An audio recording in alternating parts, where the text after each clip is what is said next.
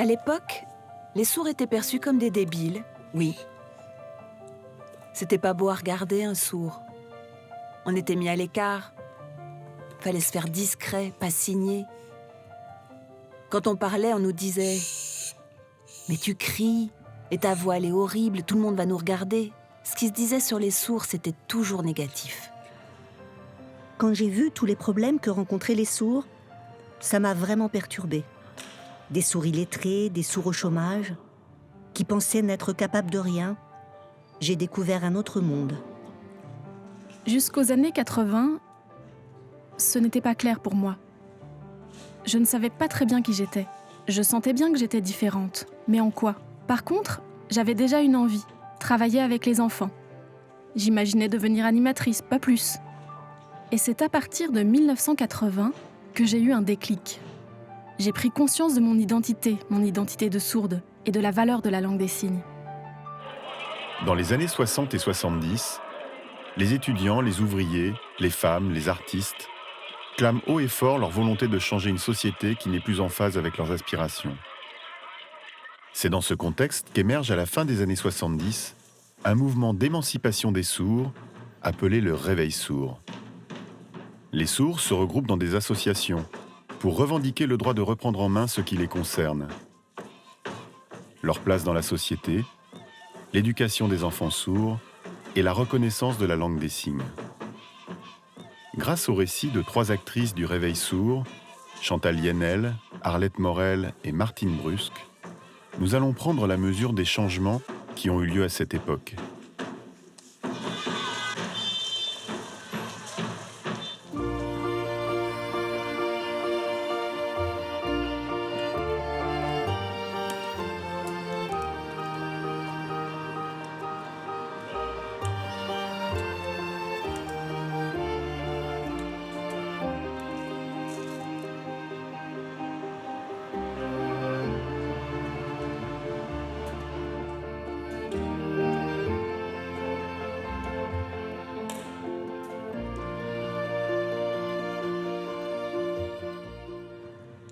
À l'âge de 7 ans, je suis tombée malade.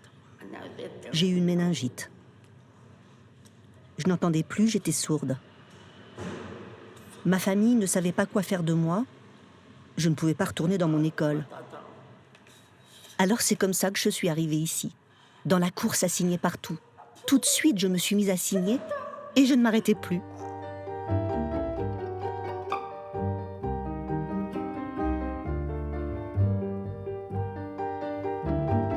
À l'époque, la langue des signes était interdite. On devait parler. Et puis si on ne comprenait pas ce qu'on nous disait, c'était notre problème. J'avais un professeur et je suis certaine qu'il aurait aimé utiliser la langue des signes. Mais il ne pouvait pas. S'il l'avait fait, il aurait été mis à la porte. Renvoyé, parce qu'on était surveillés. Ceux qui passaient dans les couloirs à travers les vitres, ils regardaient ce qui se passait en classe. Attention.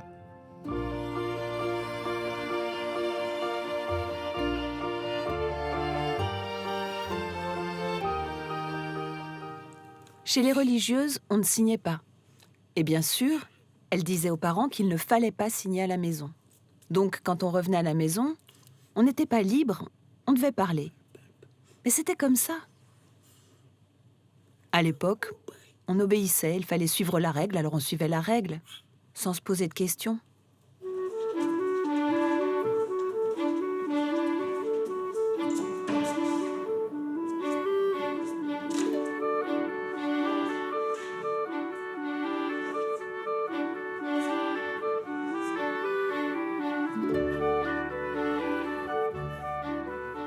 J'étais dans un établissement spécialisé, à l'Institut national des jeunes sourds de Gradignan. J'y suis entrée comme interne, à l'âge de 5 ans. Et je ne rentrais chez moi que les samedis et dimanches. En classe, nous, les élèves sourds, on était installés en demi-cercle. Le professeur était entendant et l'éducation était entièrement centrée sur l'audition et sur la voix. Le professeur avait toujours un micro. Et nous, on portait nos appareils auditifs reliés à un gros boîtier autour du cou. C'était ça les appareils à l'époque. Parfois, on les enlevait et on mettait un gros casque. Et quelqu'un passait régler le volume sonore à chaque élève. Et pratiquement tous les jours, enfin souvent, non peut-être même tous les jours, il y avait la dictée. Toujours à l'oral. Il y avait 3 sortes de dictées. je m'en souviens bien. Le professeur lisait le texte à haute voix, et nous, on essayait de lire sur ses lèvres et d'écrire. Le deuxième type de dictée, il lisait le texte à haute voix et cachait de temps en temps sa bouche. Et après, un autre jour, on faisait la troisième dictée. Et là, il masquait complètement sa bouche.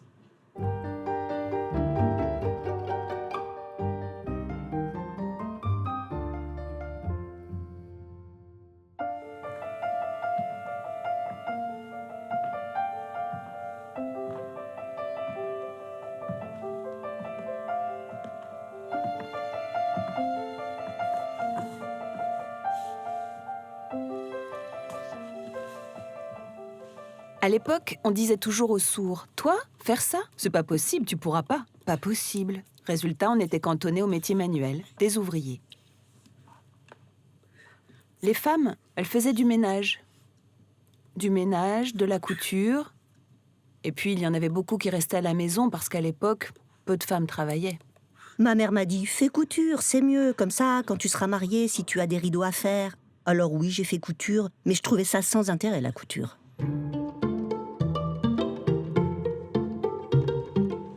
J'avais un bon niveau, alors ils m'ont mis en dactylo. Mais alors rester assise toute la journée, c'était vraiment pas mon truc. Moi, ce que j'avais envie de faire, c'est de transmettre quelque chose aux enfants, de les voir s'épanouir. J'avais déjà ça en tête.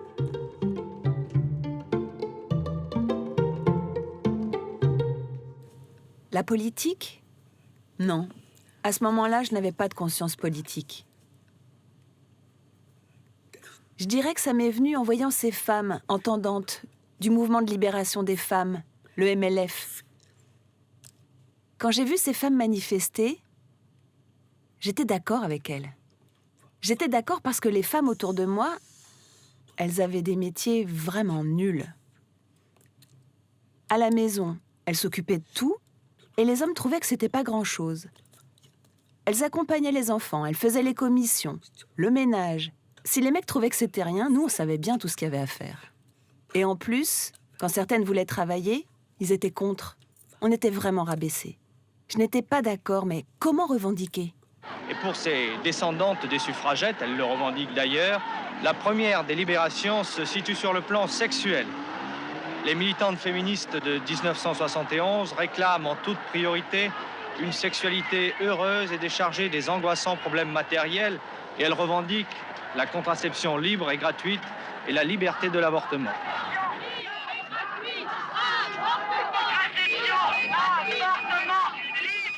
À l'époque, ma sœur aînée lisait des magazines. Je ne me souviens pas des titres. Et elle les laissait traîner. Moi, je les feuilletais et je voyais le mot pilule, avortement, pas de bébé, enfant. Et tous ces mots m'interpellaient. Je sentais qu'il était question du droit des femmes. Parce que juste avant, il y avait eu mai 68, où c'était surtout des hommes qui étaient en colère. Et là, c'était des femmes que je voyais descendre dans la rue. Ces deux événements me faisaient réfléchir. Avoir droit à, j'ai droit à. Et plus tard, quand je suis arrivée dans le monde des sourds et qu'il était question de droit, ça m'a renvoyée à ces manifestations. Et je me suis dit, c'est à notre tour de revendiquer.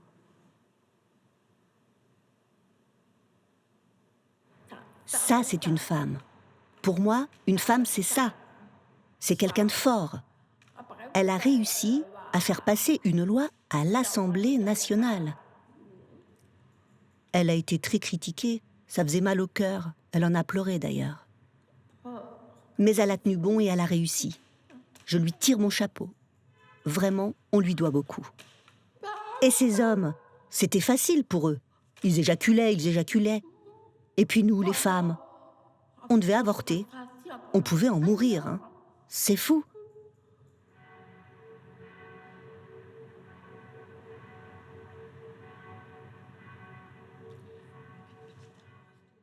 Mon boulot au ministère du Travail, c'était vraiment la routine. Bonjour, ça va ? Toujours la même chose. Je m'ennuyais, même si mes collègues étaient gentils, qu'est-ce que je m'ennuyais ? Et un jour, un miracle s'est produit. On se retrouvait à la cantine le midi entre sourds. Parce qu'il y avait beaucoup de sourds qui travaillaient au ministère. On était environ une quinzaine, dont des menuisiers, des électriciens. On se retrouvait à table, on bavardait entre dactylos. On papotait, on se donnait des nouvelles. C'était chaleureux. J'aimais bien ces moments-là. Et là, un homme se dirige vers nous. Il nous avait repérés parce qu'on signait entre nous. Il s'approche, il était tout seul. On lui dit « Vous êtes qui ?»« Je suis américain et je m'appelle Alfredo Corrado. »« Ah, vous êtes américain ? Un américain. Bienvenue. » Et puis, il nous a raconté brièvement son voyage. « Je suis venu ici en France pour donner des cours. Je cherche des sourds pour participer à un stage, faire un atelier. » Bon, on n'a pas vraiment réagi. Dans le but de monter une pièce de théâtre. Faire du théâtre en langue des signes? Déjà que je n'osais pas signer dans la rue, j'étais encore tellement timide avec la langue des signes. Oui, du théâtre en langue des signes, bien sûr. La langue des signes, c'est beau. Aux États-Unis, on fait du théâtre en langue des signes. Je n'en reviens pas que ça n'existe pas en France. Mais ça se passera où? Ce sera le vendredi 21 février.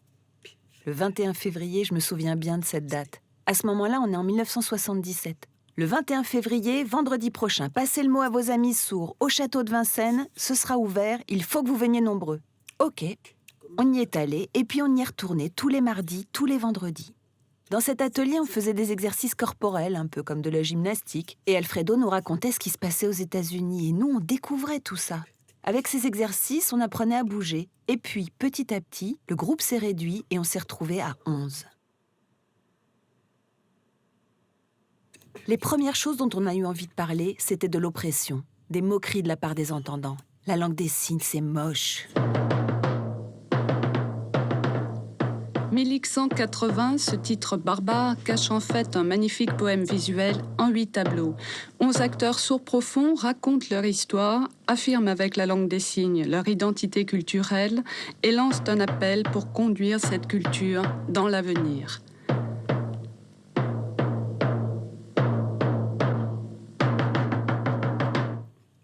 C'est la première fois que des sourds montaient sur scène. Et les entendants sont venus nous voir. Ça a été un choc pour nous. Alors que c'était une pièce sans paroles, sans musique. Qu'est-ce qu'on était fiers que les entendants soient présents. Que des sourds viennent, d'accord.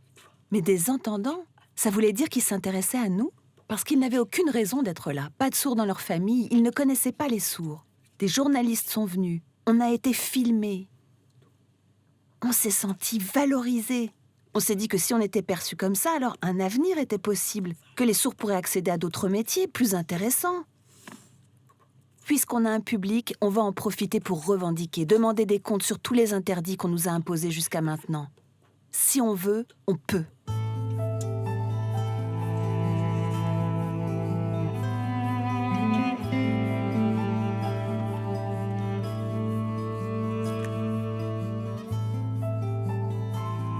À partir de ce moment-là, ma vie a complètement changé. Avant, je n'avais jamais réfléchi à qui j'étais vraiment. Et là, j'ai compris que j'avais des talents qui sommeillaient en moi, brimés par tous ces interdits, et ils se révélaient. Je jouais mal au début et alors, j'allais m'améliorer et devenir une bonne comédienne.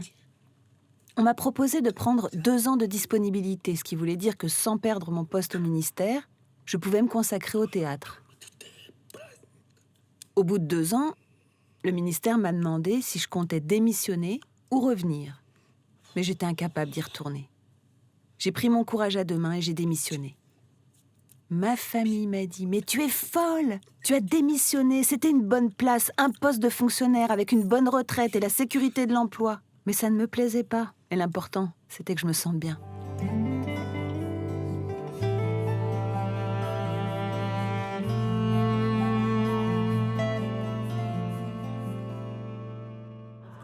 Les sourds de mon entourage, ils savaient tous écrire, ils travaillaient, ils avaient de bons salaires, ils étaient mariés. Pour moi, les sourds vivaient comme les entendants, je ne me posais pas de questions.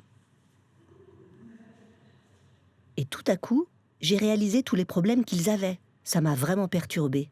Des sourds qui ne savaient pas écrire, ou qui étaient au chômage. J'ai découvert un autre monde. Arlette Morel, qui est elle-même sourde, est responsable du secteur formation générale. Elle enseigne le français et nous fait part de son expérience. Le CPAS donne des cours de français aux adultes sourds. parce que beaucoup de sourds qui sortent de l'école ont des problèmes. Premièrement, un double handicap. Handicap parce que d'abord ils sont sourds. Deuxièmement, parce qu'ils ne savent pas écrire le français. Ces adultes sourds, ils étaient livrés à eux-mêmes. Où ils auraient pu prendre des cours? Il n'y avait rien pour eux. C'est pour ça qu'ont été mis en place des cours d'alphabétisation. C'est drôle quand même. Qu'est-ce qu'ils leur ont appris, leurs professeurs, quand ils étaient à l'école? Puisqu'ils avaient tant de mal à écrire, ils avaient quand même un travail. Avec leur patron, ils passaient par l'écrit pour communiquer et ça provoquait des incompréhensions, des malentendus. Les patrons ont voulu qu'ils se forment et c'est eux qui nous les ont envoyés. J'enseignais le français, les cours c'était sympa. Je les connaissais, c'était des anciens élèves de l'institut. Et un jour, à la fin des cours, un stagiaire est venu me voir avec un courrier qu'il avait reçu de la mairie. Il ne comprenait pas ce qui était écrit. C'est vrai que la forme des courriers administratifs, ce n'est pas simple. Alors j'ai pris connaissance de la lettre et je lui ai expliqué le contenu en langue des signes. Il n'était pas d'accord avec le courrier. Alors je lui ai dit qu'il devait répondre. Et là, il me dit « Mais comment je vais faire pour écrire cette lettre? Je ne peux pas. » Eh oui, bien sûr. Alors je lui ai demandé ce qu'il voulait répondre. Et il me l'a signé et j'ai rédigé le courrier. À peine fini, un autre stagiaire vient me voir avec une lettre dont j'ai aussi rédigé la réponse pour lui. Et puis, une autre demande. Encore une autre, ça n'arrêtait pas. Mon cours durait 2 heures, mais au bout du compte, je restais 4 heures, c'était ridicule. Je suis allée voir Louis Clerget en lui disant que ce n'était pas normal, qu'il fallait qu'on fasse quelque chose. Il faut monter un accueil pour répondre à ce besoin, pour régler tous ces problèmes. Et il m'a dit, eh bien vas-y, fais-le.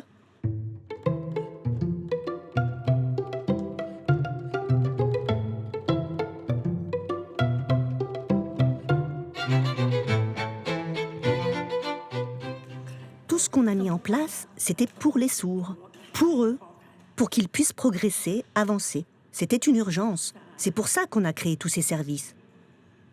Si ça allait marcher, en effet, ça a bien marché, puisque ces initiatives ont été reprises à Lille, à Lyon, à Marseille et ailleurs.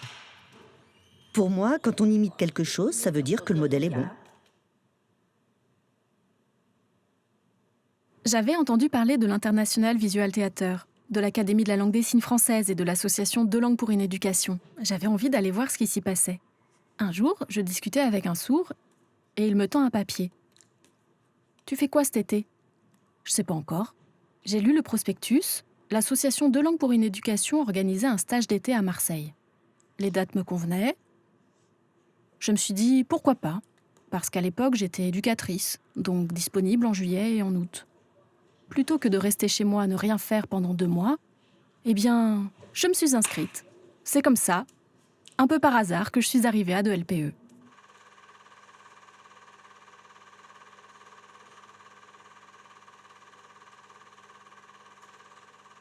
Et là, ça a été une énorme découverte. Un vrai déclic. Là, la langue des signes était mise en valeur. Moi, je connaissais déjà la langue des signes, bien sûr, mais là, il se passait quelque chose de fort. C'était un lieu de rencontre, les sourds étaient en pleine réflexion sur l'importance de la langue des signes, la LSF. C'est une langue pour enseigner, pour l'éducation des enfants sourds, ils en ont besoin dès tout petits, et aussi de s'identifier à des adultes sourds. On échangeait, on se disait « mais oui, c'est ça, c'est vrai ». Il y avait un groupe de parents qui réfléchissaient à des solutions pour leurs enfants sourds. Il y avait aussi des professionnels entendants, des orthophonistes, des professeurs. Et ils étaient en colère parce qu'ils étaient dans l'impasse. On leur imposait de faire des cours à l'oral alors qu'ils voulaient enseigner en langue des signes. Mais ils n'avaient pas le droit. Et nous, les sourds, on n'en pouvait plus de cette oppression, d'avoir perdu tout ce temps à l'école. On nous avait répété « tu n'es pas capable, tu ne peux pas ». Eh bien, on s'est dit « si, on peut ». On était en ébullition. Un groupe s'est constitué avec des professionnels, des parents d'enfants sourds et nous, les sourds. On réfléchissait à la manière d'agir. Il fallait refonder l'école.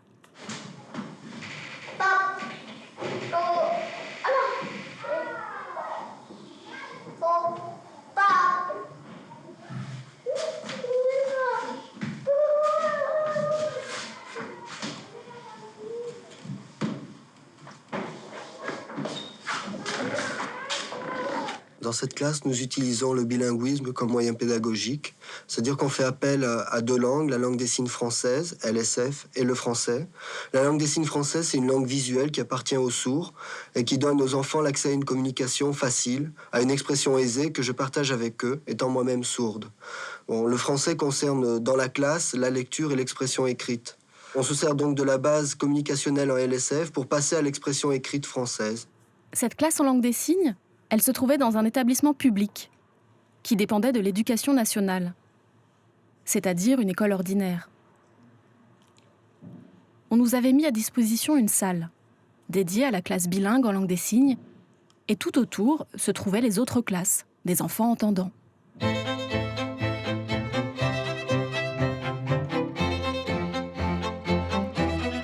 C'était un travail colossal. Ce n'était pas facile d'enseigner au départ. Je n'avais aucun référentiel. Je devais me rendre dans les bibliothèques, dans les centres de documentation pour trouver du matériel. Je lisais énormément pour savoir ce qui correspondait au niveau CP, CE1. Et je devais ensuite trouver comment adapter ces contenus pour les enfants sourds. En plus, j'étais observée. J'étais sous le regard des élèves, bien sûr. Mais pas seulement. J'étais observée de toutes parts. Par l'inspection, l'association, les parents, et aussi par les sourds en dehors de l'école, qui se disaient « Une prof en langue des signes qui se prend pour une intello ?» C'était pas évident, je l'ai mal vécu. Aujourd'hui, il m'arrive de croiser d'anciens élèves qui vivent encore à Toulouse, et ils sont nombreux à avoir une bonne situation. Ils ont autour de la trentaine, et franchement, je suis admirative, et je les félicite. Bravo. Quand je les vois, je me dis que leurs parents, ils ont fait le bon choix pour eux.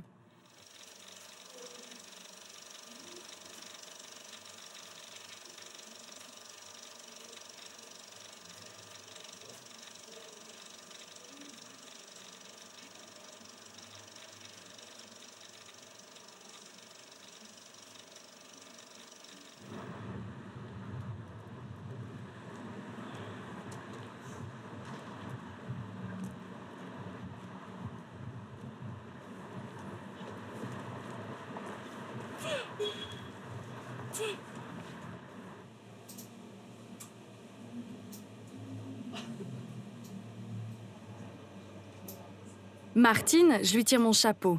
Quand même, à l'époque, se retrouver en tant que sourd à enseigner à des enfants sourds, c'était rare en France. Martine, dès 1985, elle a eu le courage de se lancer.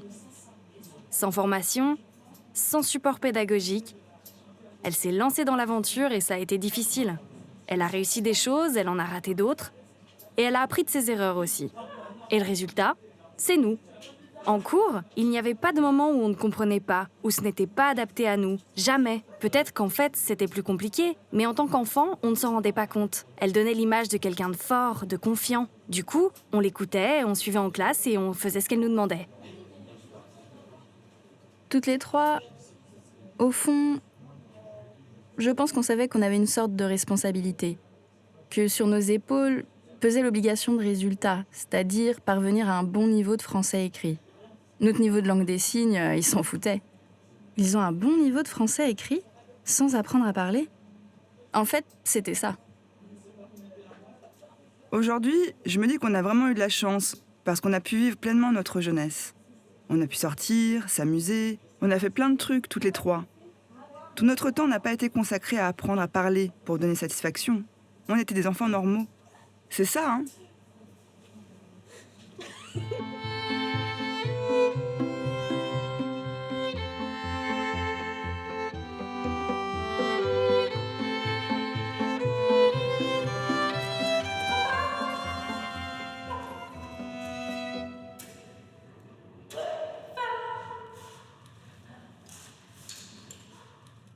Je me rappelle très bien la première fois que je t'ai vue.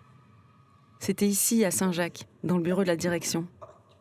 Tu étais en pleine discussion. C'était un moment de crise à l'Institut. Et je t'ai vu, tu t'exprimais en langue des signes. Il y avait un interprète pour traduire les échanges. Et j'étais fascinée. Je n'en revenais pas. Quelqu'un qui discute en langue des signes, sur un pied d'égalité avec un entendant, ça me semblait irréel. Tu étais là, avec une autorité naturelle. Tu savais t'imposer. Et c'est comme ça que je voulais être. J'étais exactement le modèle que je cherchais. Tu voulais prendre la relève. Mais j'ai hérité ça de toi. J'ai pu me construire et devenir quelqu'un de solide. Avant, on se disait militant. Mais aujourd'hui, je me définirais plus comme une femme politique. Ce que je fais dans le domaine de l'éducation des sourds, ça me vient de toi. Alors oui, j'ai ma personnalité qui a évolué avec le temps, mais la clé, c'est toi qui me l'as donnée. Je te remercie, vraiment.